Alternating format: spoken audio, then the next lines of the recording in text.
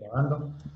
Bueno, buenas noches, bienvenidos a todos. El tercer episodio de este podcast enfocado en tecnología y emprendedores de la región.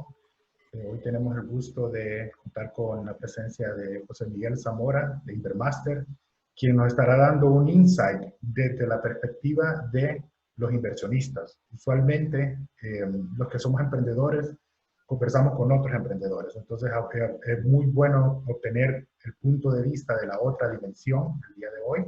Y específicamente vamos a estar hablando alrededor de lo que es la industria de blockchain. Sin embargo, muchas de las cosas que vamos a conversar aplican de forma genérica a todo tipo de industria. Muchas gracias, José Miguel, por atendernos hoy. Claro, con mucho gusto. Muy emocionado de estar aquí. Muchas gracias. Si gustas, nos das un overview primero de tu perfil para las personas que no te conocen. Sí, claro, perfecto. Yo trabajo para la firma Invermaster, que es una firma, nació inicialmente de una empresa en Miami como firma de consultoría, asesoría en materia de negocios, acompañamiento en fusiones y adquisiciones. Y aunque todavía mantiene esa base, ha ido transicionando en los últimos años a convertirse en una firma que también está involucrada en temas de private equity y más recientemente en temas de venture capital en Latinoamérica, porque aunque nacimos en Miami, pues el fuerte de Invermaster se encuentra hoy en Costa Rica y tenemos igual presencia fuerte en Guatemala, presencia fuerte en Perú, hubo oficinas en Perú y con partnerships en Colombia, con partnerships en Argentina y hemos ejecutado proyectos en toda Latinoamérica, casi que con excepción de Guyana Francesa, Surinam y probablemente Bolivia. Incluso en Estados Unidos y ya digamos en Norteamérica, creo que el único país donde no tampoco hemos tenido un proyecto ha sido Canadá. Entonces, en todo el continente americano hemos estado hablando tanto con empresas que son nuestros clientes como ahora con emprendedores de toda la región. Wow. Y mi perfil, principalmente, yo lo que me dedico es hacer el primer filtro. Yo soy el Investment Officer, uno de los Investment Officers de Invermaster, y yo recibo típicamente los teasers, las presentaciones, hablo con el emprendedor primero para entender bien qué es lo que está buscando, si hace calce con la tesis de inversión de Invermaster. Y si veo que pues hay una buena relación y hay realmente, digamos, un producto que calza con nuestro portafolio, con nuestra tesis de inversión, pues ya yo entonces elevo esas decisiones a un comité que es quien decide si procedemos o no. Muy bien, qué bueno saberlo. Seguramente vas a tener un par de llamadas después de esta presentación. Claro que sí. Bueno, entremos en materia. Vamos a Uh-huh. ver. Bueno, usted es un fondo que tiene experiencia en tantos países y en diversas industrias. ¿Cuáles fueron las características que trajeron a Invermaster a la industria de blockchain? ¿Qué es lo que tenía de atractivo para usted como un fondo de inversión?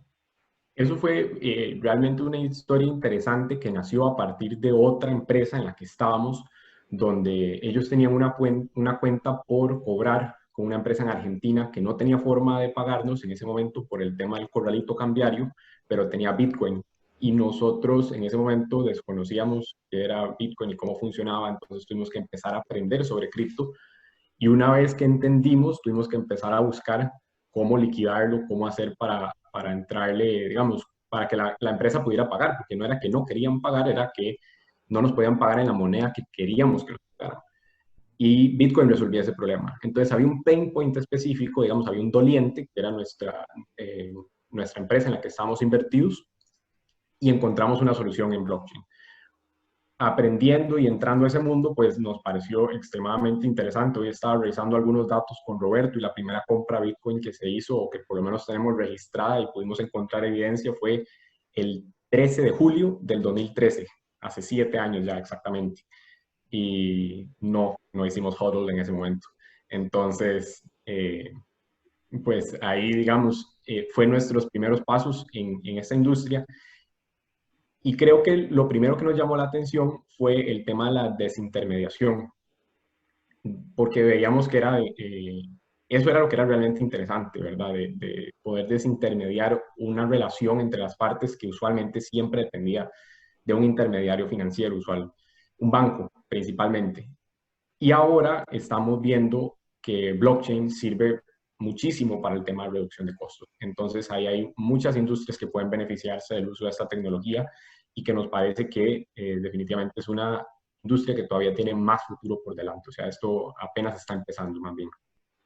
Ah, bueno, interesante. Entonces, el 2013 fue esto de que la empresa les pagó a ustedes con Bitcoin, 2013. Correcto, logramos que a la empresa en la que nosotros estamos invertidos le lograran pagar y tuvimos que hacer, curiosamente esa fue la primera inversión que Invermaster hizo en una empresa de blockchain, porque en ese momento se llamaba Bitpagos, era una empresa que estaba dedicada a payments, pero estaba trabajando con cripto. Hoy por hoy esa empresa es Ripio. Y Ripio ya tiene varios años de existencia y se hizo bastante grande, que está ahora, es uno de los exchanges más fuertes de Argentina y ya tiene operaciones en Brasil y potencialmente, digamos, está buscando expandirse en el resto de Latinoamérica. Ok, excelente. Entonces, eso nos lleva, de hecho, cae muy bien en la siguiente pregunta, ¿verdad? Entonces, se han lanzado decenas de miles de startups en blockchain. Básicamente, en el 2017 hubo una explosión de todo tipo de solución que buscaba utilizar esta tecnología. En muchos casos tenía mucho sentido, en otros no. Entonces, ¿cuáles han sido las startups más exitosas y cuál es el denominador común entre ellas? Vamos a ver, creo que en este momento hay un denominador común entre varias de ellas, pero no puedo hablar por todas. Las que yo he detectado que tienen un denominador común son las que se enfocaron en el tema financiero, ¿verdad? Usualmente podemos pensar en empresas como Circle, Binance, incluso Salt, que fue, digamos, de las primeras en empezar a hacer lending. Entonces, ellos realmente encontraron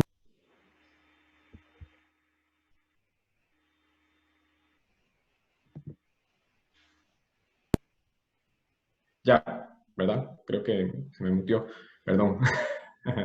Ellos encontraron un nicho en la industria financiera y se desarrollaron ahí. Otro punto importante es las que han sabido pivot, ¿verdad? En el 2017, como vos decís, nacieron un montón de empresas que lanzaron su propia cripto, hicieron ICOs, tenían ideas que nada más lanzaron al mercado y fondearon rápidamente.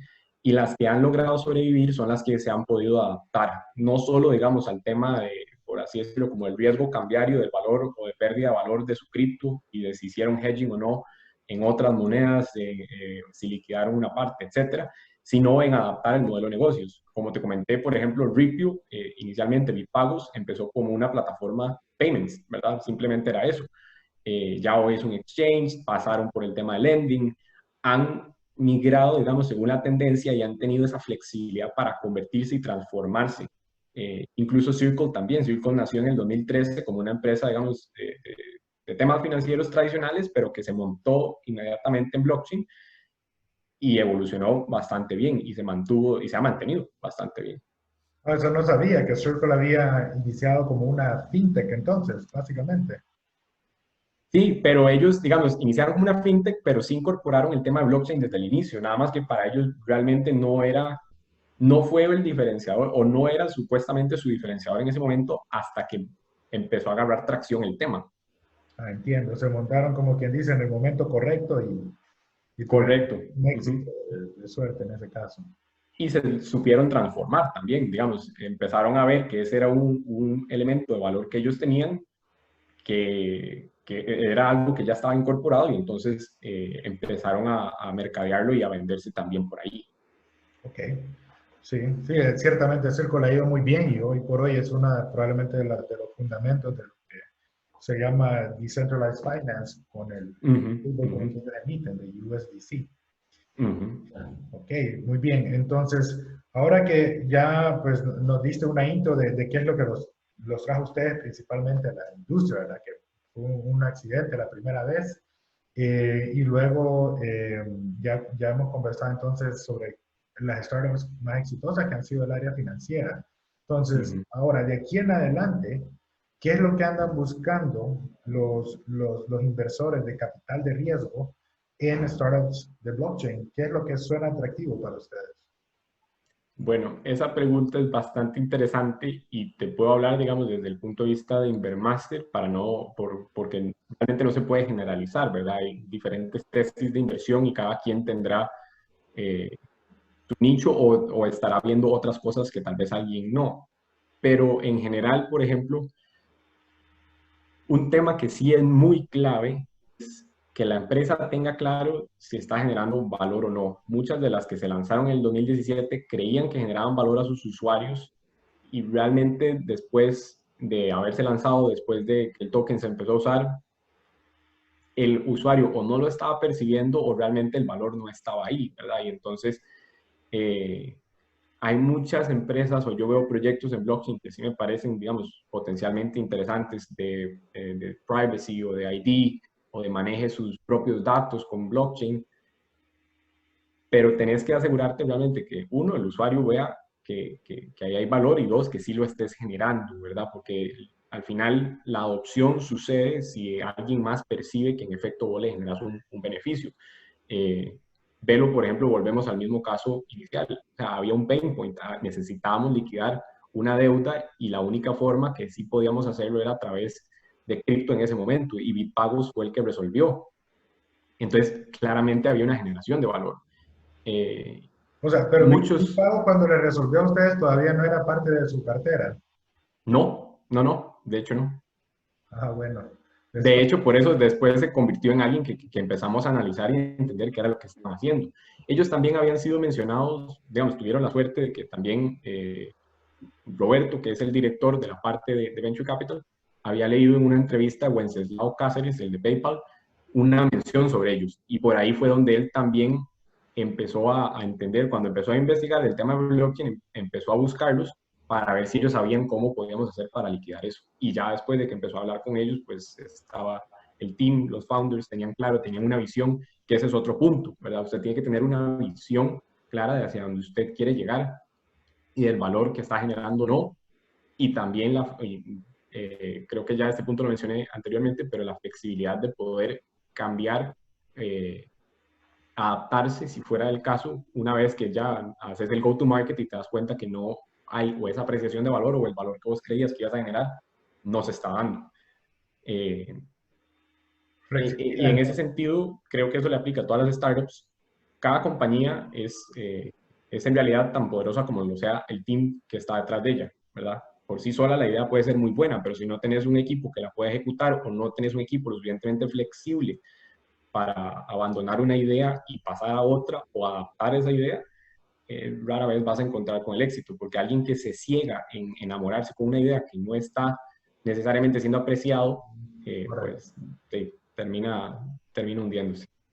Sí, sí. Y aquí has mencionado dos cosas puntuales que uno suele olvidar, ¿verdad? Uno es la importancia de las relaciones, porque sobre todo muchas de las startups se involucran en cuestiones tecnológicas, ¿verdad? Si bien no todas, pero las personas que se enfocan bastante en desarrollo de tecnología tienden a olvidar el factor del desarrollo de las relaciones, porque básicamente entonces estas personas de Bitpagos desarrollaron primero una relación de cliente con ustedes y al mantener la conversación, pues eso ustedes se volvieron eventualmente inversionistas de ellos. Uh -huh.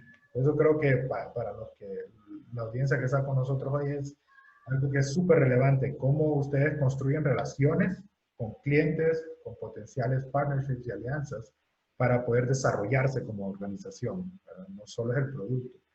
Y Correcto, lo otro que exactamente. mencionaste es muy puntual, ¿verdad? Lo del valor es como, yo estoy enamorado de mi idea, pero mi idea tiene que estar validada por otras personas y que esa persona preferiblemente no sea tu tía o tu prima o tu amigo, que te Uh van a -huh. decir, sí, hombre, todo bien, excelente, pero realmente cuando salís al mundo te das cuenta que no es así, ¿verdad? Que tenés que cambiar, o tal vez tu idea no sea del todo mala, tenés que hacer un pequeño cambio, no más, un 10% de cambio y la idea está buena. Entonces, Correcto. Uh muy -huh. importante los puntos que has tocado hoy. Entonces, ok, y ahora venimos a ver, si alguien dice, bueno, estoy apuntado, tengo el equipo, tengo el producto, estoy en finanzas, ¿verdad? Ya sé a quién escribirle para inversión, eh, pero entro a este mundo de servicios financieros, que es probablemente una de las industrias más reguladas del mundo. Uh Entonces, -huh.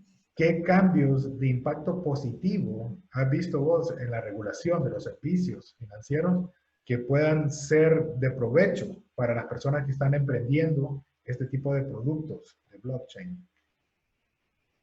Bueno, ahí han habido varios cambios y ciertamente hay más, cada vez más lugares que son, por así decirlo, crypto-friendly o que realmente ya reconocen que una empresa de blockchain no tiene que ver necesariamente con criptomonedas, que es usualmente el punto que más ha generado roce o fricción con reguladores, ¿verdad? No tanto el uso de la tecnología como tal, porque eso es un silent technology que podría estar y el regulador nunca darse cuenta, pero la criptomoneda como tal sí ha generado fricción en el pasado. Eh, Muchos bancos centrales ya están reconociendo, por ejemplo, la validez o el valor, perdón, generado por un stablecoin. Y entonces ya se están hablando de central bank digital currencies. Eso para mí ha sido un leap importante hacia adelante. Yo creo que ya puntualmente recuerdo que es el Reino Unido el que ya dijo, sí, yo voy a entrar en esto. China me parece que también hasta cierto punto había anunciado algo similar. Y un punto que sí es muy importante, creo que para Latinoamérica en especial, es que el Grupo de Acción Financiera Internacional o el Financial Action Task Force, GAFI, ya reconoció que el negocio de los exchanges y el negocio de las criptomonedas debería tratarse como cualquier otro money services business. Y entonces deberían existir, digamos, obligaciones de compliance y obligaciones de antilavado de dinero, pero eso, mucha gente, digamos, se asusta cuando escucha esas palabras, pero al final eso es bueno, porque lo que implica eso es que hay una licencia para operar. Y entonces un exchange de criptomonedas pasa a ser igual, digamos, o vuelve a la regulación y probablemente diferente, pero de un exchange normal de monedas fiat. En el caso de algunas jurisdicciones, como por ejemplo en el caso de Costa Rica, aquí ya se empezó a discutir que no debería diferenciarse o más bien, eso es una de las recomendaciones de Gafi, no debería exigirse una licencia específica para quien ya cuenta con una licencia, digamos, como Money Service Business, Okay. para transar criptomonedas. Entonces, aquí, típicamente, esas actividades son las del artículo 15 y el artículo 15 bis de la ley, bueno, el nombre es larguísimo, pero se conoce como la 7786. Y entonces esas empresas, en la buena teoría, según Gafi, ya por el hecho de estar reguladas, ya tienen manual de cumplimiento o en su mayoría van a tener oficiales de cumplimiento, ya no deberían tener que pasar por un nuevo proceso de aplicación de una licencia para transar criptomonedas. Por el hecho de ya estar cumpliendo con esas prácticas, ya podrían empezar a hacerlo. Y eso también, digamos, aquí ha habido todo un debate al respecto, al igual que muchos países, sobre si los reguladores existentes tienen o no competencia para ver el tema de criptomonedas. Pero creo que esos dos avances, el hecho de que ya los bancos centrales han descubierto o han empezado a decir, mira, sí que interesante los stablecoins como para hacer yo una, y dos, que un organismo internacional como Gafi, que es el que dicta buenas prácticas y políticas que usualmente tienden a afectar internacionalmente a todo el mundo, haya también reconocido que esto es un negocio y que como negocio que transa activos que se comportan como dinero, debería cumplir con ciertas obligaciones de cumplimiento, pero que a su vez entonces, cumpliendo eso, puede operar, ¿verdad? Y ya entonces nadie debería hacerle feo, o digamos, un banco ya no te debería cerrar las cuentas o te debería poder abrir cuentas si sos un exchange de criptomonedas, si estás cumpliendo con la regulación de tu país. Y ahora lo que toca es que los reguladores eh, acojan esa recomendación de Gafi, porque Gafi lo que emite son recomendaciones. Y en ese momento la recomendación es emita licencias, pero no se la exija a quienes ya están regulados. Okay. Está muy interesante eso porque puntualmente, digamos, muchos están totalmente a favor y otros están totalmente en contra de regulación, cuando realmente lo que hay que ver es qué regulación, ¿verdad? Eso es como decir, Uh -huh, uh -huh, uh -huh. no me gusta el gobierno, pero ¿cuál gobierno? ¿El de Suiza, verdad? O el de Uganda. Hay que ver de qué lugar estamos hablando. Entonces, en el caso de México puntualmente, yo sé que ellos han estado teniendo problemas porque sí pasa lo que vos decís, que les piden un documento aparte. Entonces ya no basta que yo aplique como un Money Services Business, sino que tengo otro conjunto de regulaciones que no están ni bien definidas, ¿verdad? Sí, tengo entendido, digamos, que y yo no soy experto en derecho mexicano, pero sí tengo entendido que la ley FinTech de México pues generó bastantes bastantes complejidades para las empresas, sobre todo las de criptomonedas que se querían registrar y empezar a operar. Entonces, ahí realmente es un ejemplo de cómo la regulación sí afecta a la innovación, ¿verdad? Mientras que por este otro lado, lo único que se le exigiría es, bueno, aplique ante el regulador, demuéstreme que usted está aplicando prácticas, buenas prácticas de cumplimiento y que usted sí está aplicando políticas de conozca a su cliente, de entender qué es el uso de esos fondos y el origen de esos fondos. Y más allá de eso, entonces ya no se meten en el core del negocio. Y eso hasta cierto punto brinda seguridad jurídica también porque sí debería ser una buena práctica saber de quién está recibiendo el cripto y con qué fines se usó ese cripto. Sí, y esto también nos hace encajar básicamente con la pregunta final, que Ujú. es lo que hemos venido hablando, ¿verdad? Como básicamente primero el cripto, la experiencia de casi todos nosotros fue como la de ustedes, ¿verdad? Que era cripto Ujú. un cripto del salvaje oeste y que no se conocía, uno mismo no sabía ni cómo usarlo, pues era era una odisea ver cómo tanto comprar como venderlo, ¿verdad? Y ahora Ujú. estamos hablando de que ya los bancos centrales lo tienen y de que la regulación está haciendo como quien dice, bueno, los acogemos como empresas legítimas y aquí está su marco legal. Entonces, suena como que está habiendo una cohesión de lo que era convencionalmente conocido como fintech y ahora lo que nosotros habíamos llamado cripto o blockchain. Entonces, ¿cómo, según desde tu perspectiva, desde el punto de vista financiero y legal, hacia dónde ves que va encaminada esta relación de cripto y fintech?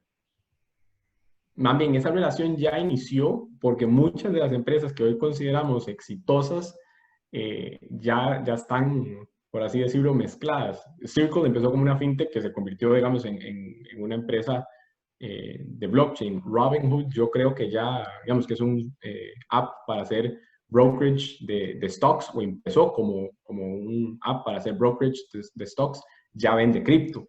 Entonces ya tenemos esa mezcla, me parece que siempre existió, porque al final cripto estuvo ligada siempre con el tema de pagos. Eh, y entonces ahí ya había, digamos, un big overlap con el tema de fintech. Hacia dónde creo que se pueden mover más es hacia el tema de los stablecoins. Hoy por hoy sí estamos viendo cómo los stablecoins están ayudando a quitar el roce o a mejorar la relación entre la gente que no tiene cripto y la gente que tiene cripto y que quieren transar o hacer algo juntos, ¿verdad? Creo que ese es un market que ha crecido también bastante y que se está moviendo de forma muy interesante. Gaming es otra industria que creo que se ha visto enormemente beneficiada por cripto, tanto lo que es apuestas como juegos tradicionales, digamos, la venta de skins o la venta de whatever you want dentro de un juego, ¿verdad? Eh, pero para mí, digamos, ya la relación entre lo que es fintech y cripto existe. Mucha gente le tiene miedo, digamos, a eso porque los bancos finalmente están aceptando fintech, pero todavía no han aceptado el tema de cripto, ¿verdad? Les gusta la tecnología, pero el cripto todavía les genera bulla. Entonces, para mucha gente, el decir que fintech y cripto están entrelazadas desde el inicio o que ya están relacionadas, pues genera cierta controversia, pero para mí yo creo que es una industria que ya desde el inicio, por el hecho de que el blockchain permitía la desintermediación de las relaciones financieras, pues ya ahí tuvo un impacto como una tecnología financiera, ¿verdad? Correcto. Y creo que muchas veces, bueno, o sea, el origen de cripto ciertamente viene de un espectro político, ¿verdad? Por decirlo así, ¿verdad? También Satoshi una Nakamoto respuesta. creó Bitcoin, básicamente hasta grabó una noticia, ¿verdad? Que era el segundo bailout que le daban a los bancos, lo engrabó en el blockchain de Bitcoin. Entonces está muy claro el punto de vista y ciertamente creo que estamos claros todos que no en todos los países el sistema financiero está hecho para beneficiar a la población. Todos conocemos lugares donde el sistema financiero efectivamente explota a las personas que conforman ese país. Entonces, esto viene a dar una alternativa y también, incluso para los países donde las finanzas son relativamente muy bien, generan una competencia. Porque un dato curioso que yo me di cuenta hasta después es que así como uno cree que uno se enoja o detesta a los bancos por la burocracia, los bancos pequeños detestan más a los bancos grandes por lo que los hacen pasar a ellos. Básicamente, Correcto. los bancos grandes hacen sufrir a los bancos pequeños, ¿verdad? Muchas veces Sí, les quitan la cuenta internacional y ya simplemente no tienen cómo transferir dinero internacional, de forma internacional. Entonces, lo que muchos bancos pequeños se pueden, de hecho, beneficiar con el uso de blockchain y de cripto también, porque les da una alternativa al sistema, siempre haciendo sus leyes, su compliance y todo, pero les da como que un carril nuevo, ¿verdad? De transferencia de valor. totalmente, sí. Ok, bueno, de mi parte esas eran todas las preguntas para hoy. Te agradezco mucho por el insight que nos has brindado y quiero abrirle el piso pues a los invitados. Si alguien tiene alguna consulta, les recomiendo que aprovechen ahorita y no se queden con la duda, Yo ¿verdad? nada más quiero agregar, digamos, aprovechando el espacio, que como firma nosotros tenemos una muy buena relación con la empresa de Blockchain Ventures. Nosotros somos inversionistas en el fondo de ellos y hasta cierto punto nos hemos puesto la misión de ayudarle a Blockchain Ventures a encontrar startups en el tema blockchain aquí en Latinoamérica, porque también queremos impulsar, evidentemente, a nuestra región, digamos, donde siempre hemos estado y a la gente de esta región a que pues sigan creciendo y sigan saliendo adelante. En ese sentido, digamos, para el que tenga interés, nada más que tomen en consideración que evidentemente tiene que tener un producto ya hecho, un MVP o algo que ya esté ojalá operando. Eh, que blockchain están usando es relevante, si están montados en Ethereum, en Stellar, si están usando algo que ellos hicieron de cero, o si son blockchain agnostic, que si el blockchain es necesario y agrega valor, ¿verdad? Eso es fundamental. Y el subsector en el que están, porque Blockchain Ventures está enfocado en el tema de gaming, en el tema de fintech, les gusta marketplaces, entertainment, security tokens, y blockchain infrastructure son espacios donde ellos también les gusta ver startups. Y finalmente, la empresa tiene que tener claro si es equity only, token only, o si tiene la habilidad de dar las dos cosas para un single investment. Eso, para el que tenga interés, digamos, nosotros fácilmente podemos presentarlos con la gente de Blockchain Ventures y para ayudarlos a que sigan impulsando su proyecto. ¿Dónde es que está el HQ de Blockchain Ventures? Ellos están en Reino Unido, si no me equivoco. El headquarters de ellos están en Reino Unido. Ok, súper. Una excelente jurisdicción para lo que es temas financieros. Sí, y una de las más, digamos, que más avanzado en el tema de cripto también. Súper. Bueno, aquí tenemos una consulta en el chat de parte de Juan Mayen. Nos pregunta, ¿ya han invertido en alguna compañía blockchain? ¿Y de cuánto es Sí, el monto que invierten? Sé que mencionaste de Ripio al principio, pero tal vez tengas otro ejemplo que puedas dar. sí, hemos invertido en otra que se llama Algorand. Ellos desde el inicio estaban enfocados en crear su propia blockchain y su tema principal fue el tema de los stablecoins, que nos llamó mucho la atención porque aunque fue temprano, esto fue hace como 2 años que hicimos esa inversión, cuando los stablecoins todavía no eran grandes, hoy por hoy ya están demostrando su valor. Y además de esas dos, sí habíamos invertido en otra que se llama CryptoCup, que se había lanzado justamente para el Mundial de Rusia 2018, era para hacer quinielas con cripto, digamos, y lo que generaba era un token único que era básicamente tu apuesta. En esas fueron algunas de las que invertimos, los montos fueron diferentes porque en ese momento éramos bastante oportunistas. Cripto fue muy Wild West por mucho tiempo, ¿verdad? Entonces era muy casi que touch and go, ¿verdad? A veces no invertíamos en la compañía, pero sí comprábamos el token o sí ayudábamos a mover el token y después entrábamos y salíamos, aprovechamos la parte de la especulación para también nosotros generar revenue, pero de inversión, esas tres te puedo comentar. Ok, Y súper. más allá de la inversión que también hicimos en Blockchain Ventures, pero ese es un fondo de inversión en blockchain. Ah, ok. Sí, y de hecho esa liquidez que proporcionan los tokens es una de las ventajas, ¿verdad? Que puede tener un lado Claro. bueno y un lado malo, ¿verdad? Depende de quién lo usa. Uh -huh. Pues como toda herramienta, ¿no? Tiene un buen uso y un mal uso. Entonces, es muy atractivo. Por ejemplo, ahorita los de Compound le pagaron a los inversionistas con el token Comp. Y Claro. eso, el otro día estaba viendo una gráfica y ya se empezó a mover esa plata, pues, ¿verdad? Ya ahorita no sé si la tendrán los originales o ya Uh la -huh. tiraron al mercado, ¿verdad? Pero bueno, excelente, muy buena pregunta, Juan Mayen. Entonces, ¿alguien más? Esta es una oportunidad de oro la que tienen ahorita de conversar con José Miguel. Para conocer a alguien del ecosistema de acá, ¿verdad? De Centroamérica y Latinoamérica, que puede Ujú, abrir el puente hacia un mayor crecimiento. ujú.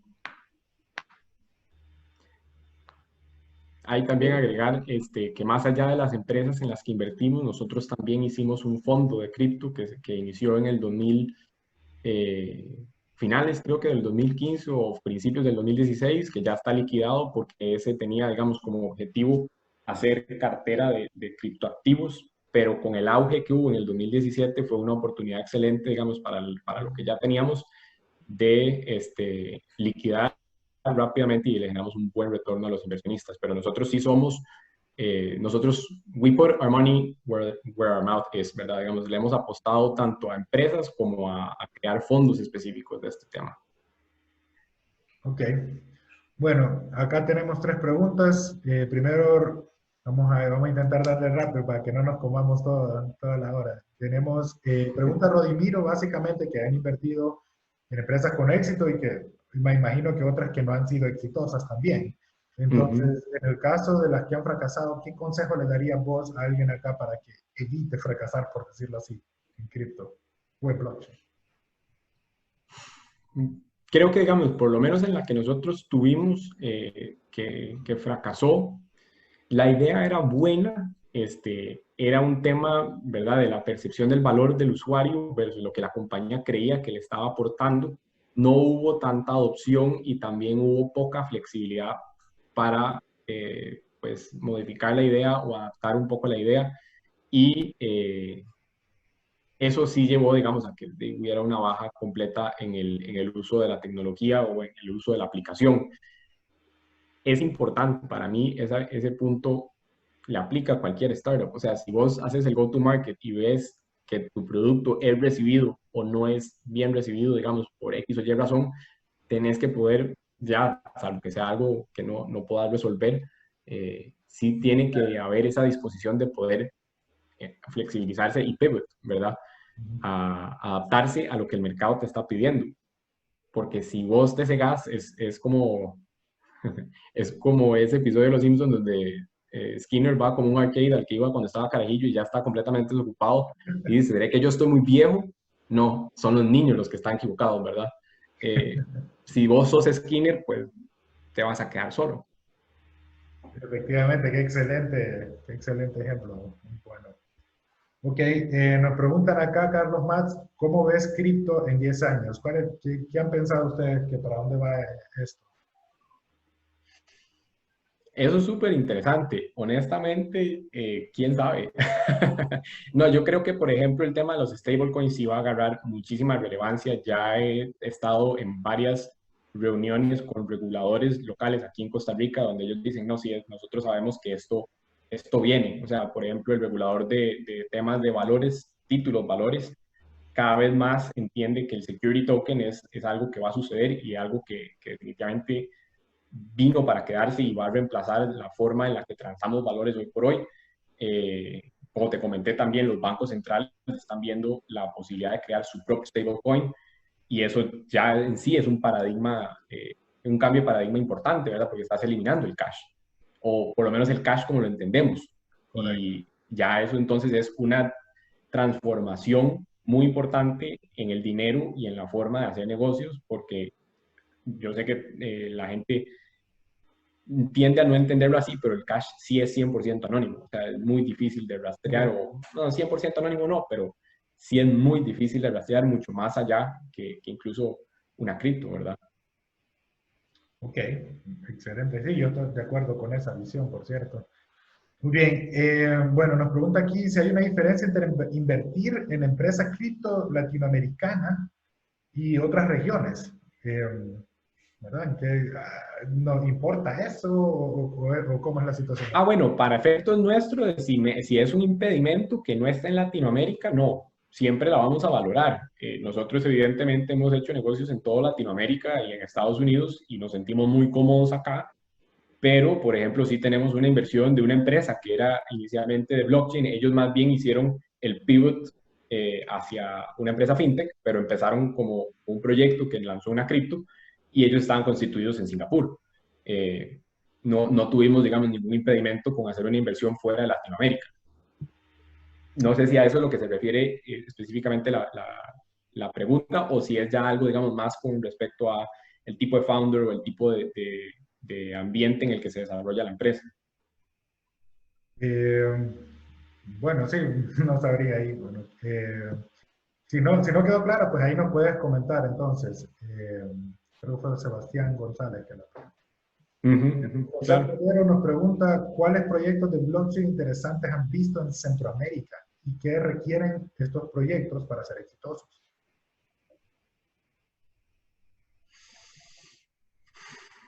En Centroamérica, de blockchain. Ahorita, digamos,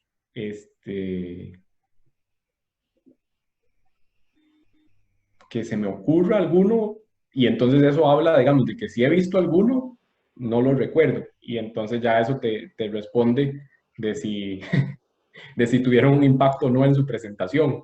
Pero honestamente no estoy seguro de haber visto alguno de blockchain específicamente en Centroamérica. Sé que nos han hecho pitch bastantes veces de lanzar un exchange. Ahí hay un tema pues, varias complejidades y tiene que ver también, digamos, con el tema de la cultura, el tema del nivel de pobreza y acceso a la tecnología y el tamaño de los mercados, que tienden a ser muy pequeños. Si hay una empresa centroamericana que está trabajando en blockchain y quiere realmente, digamos, levantar capital y está hablando en serio de expandirse, tiene que empezar a buscar otros mercados o tiene que tener la capacidad de acaparar rápidamente el mercado centroamericano. Porque ya el mercado centroamericano, como un todo, sí estamos hablando, ¿verdad? Creo que Guatemala son 17 millones de personas como mercado total, pero con acceso a tecnologías como el 40%. Entonces, el mercado total de Centroamérica sigue siendo pequeño. Entonces, ver hacia jurisdicciones como México, Colombia, que sí, evidentemente es mucho más difícil, pero si tenés la capacidad o la visión de expansión y tu producto se puede expandir hacia esos mercados, eso es uno de los elementos que yo definitivamente recomendaría que la empresa siga por ese camino.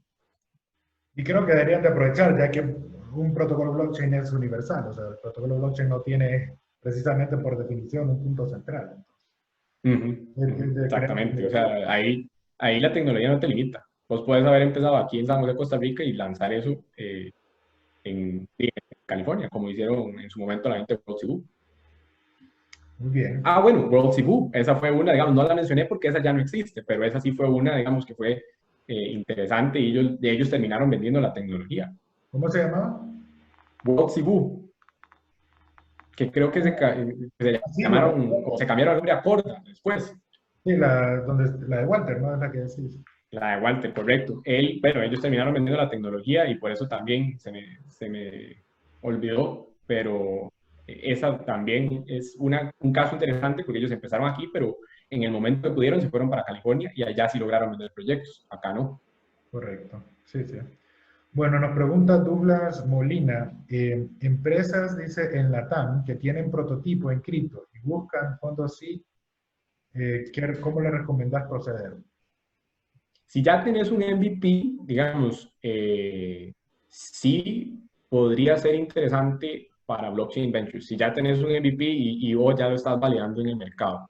Si lo que tenés todavía está en etapa de idea o en etapa de desarrollo, pues va a ser complejo. Creo que tu mejor opción, tal vez hoy por hoy, es acercarte, digamos, hacia países suramericanos, sobre todo Argentina, donde ya hay como mucho más conocimiento alrededor del tema de cripto y ahí los fondos de inversión ya están mucho más familiarizados con el tema que cualquier fondo centroamericano o Estados Unidos, ¿verdad? Que esa es ya la típica. Pero si vos tenés un prototipo funcional, un MVP ya, es algo que podríamos valorar con la misma gente de Blockchain Ventures. Y en este caso, para estar claro, MVP es ya en el mercado, ejecutando, consiguiendo clientes, ¿no? Sí, A sí, eso sí, te refieres. exactamente. Ya tenés que tener algo, digamos, ya tenés que haber hecho el go-to-market y entonces ya tenés que haber recibido algún tipo de feedback de tus usuarios y entonces tener ciertas métricas que nosotros podamos presentarle a esta gente, ¿verdad? Ok, excelente, buen consejo. Y bueno, tenemos a Juan Mayen, dice, ¿tienen una empresa estadounidense, dice, como LLC o C Corp también, o solo en Costa Rica? No, no, nosotros tenemos cualquier cantidad, digamos, nosotros tenemos varias Colección. empresas donde hacemos vehículos de inversión, Ujú. donde ejecutamos las inversiones que hacemos y la mayoría son LLCs de Delaware. Más allá de eso, sí tenemos una entidad, digamos, constituida en Miami. Ok, súper interesante. Sí, listos entonces para cualquier país donde requieran actuar. Ah, sí, digamos, también tenemos en Guatemala, tenemos en Panamá, tenemos en Perú, ¿verdad? Entonces, para operar, tenemos buen alcance en Latinoamérica. Súper, excelente. Bueno, ahorita creo que ya no tenemos más preguntas y ha sido súper interesante esta conversación contigo, José Miguel. Realmente, como mencionaba al principio, es bueno tener el otro lado de la moneda, por decirlo así, ¿verdad? Porque Ujú. las personas con visión y con el producto y tienen que unirse con personas como ustedes que les proporcionan el capital, la estrategia y las conexiones al resto del mundo, como las que estás ofreciendo ahorita de Blockchain Ventures. Entonces, Ujú. ciertamente es muy interesante obtener ese punto de vista de la industria y específicamente de ustedes que son locales, pues los tenemos aquí en la casa, por decirlo Claro, así. Entonces, bueno, te agradezco mucho por tu tiempo, les agradezco a toda la audiencia y este video ahí lo estaré compartiendo dentro de poco por YouTube para que lo tengan a disposición. perfecto.